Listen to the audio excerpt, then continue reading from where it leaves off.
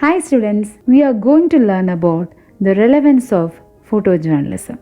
What is the relevance of photojournalism? Why photojournalism is considered as an important genre in photography? Or how newspapers and magazines utilize photojournalism? In today's era, definitely we have to talk about the visual media also. Those are also considered as photojournalists. Welcome to our class once again.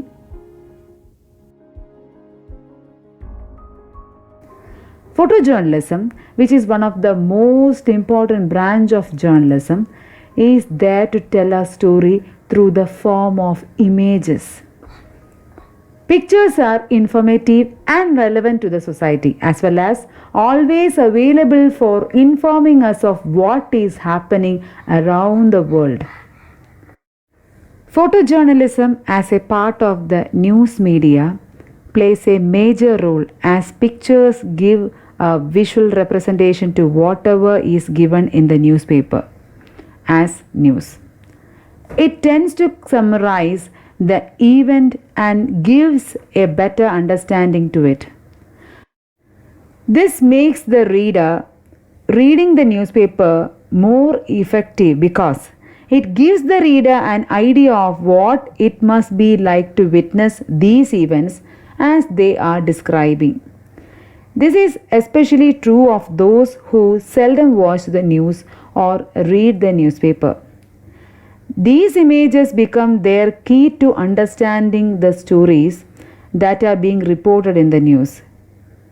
Photojournalists have a responsible role to play in newspapers or news channels. Through the form of their photographs, they let us in onto the situation and the happening that are taking place around us. They offer us a glimpse of the people, their actions, places, scenes, and things of daily life that are captured in their camera.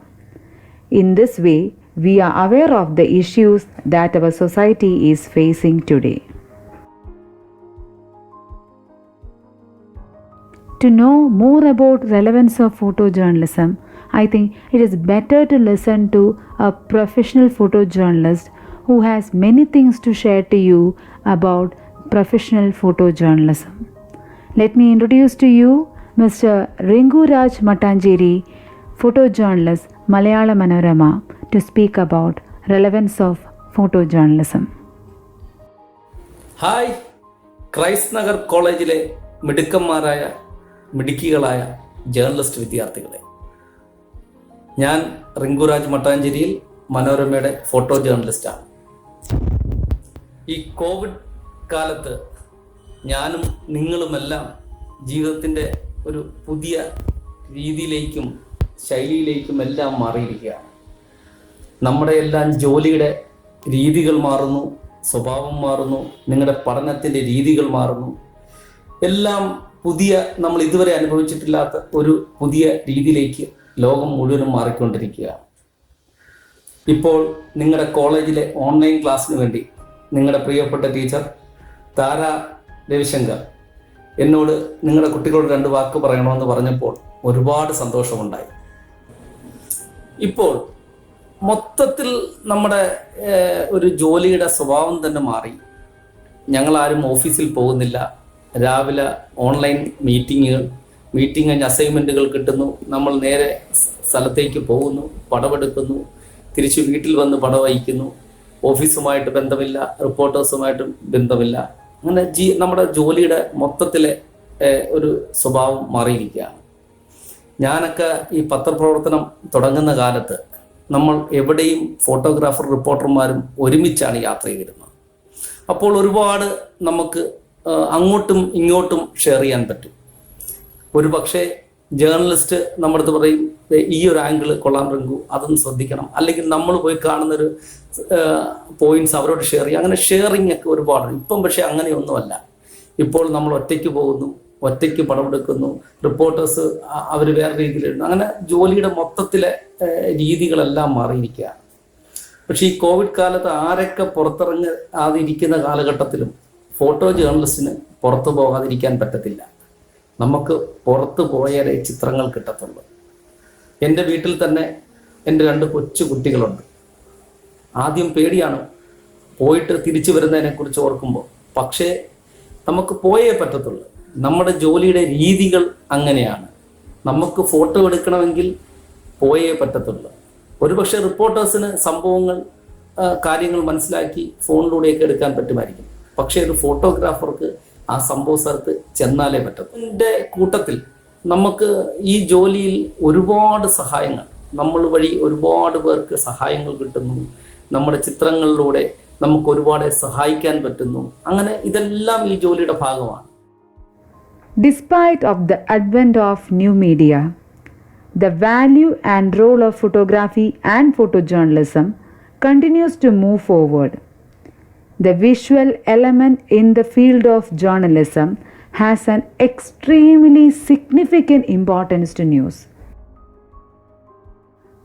A photograph can immediately shock, educate, or enlighten a reader, and also have the ability to change their attitude on a particular topic.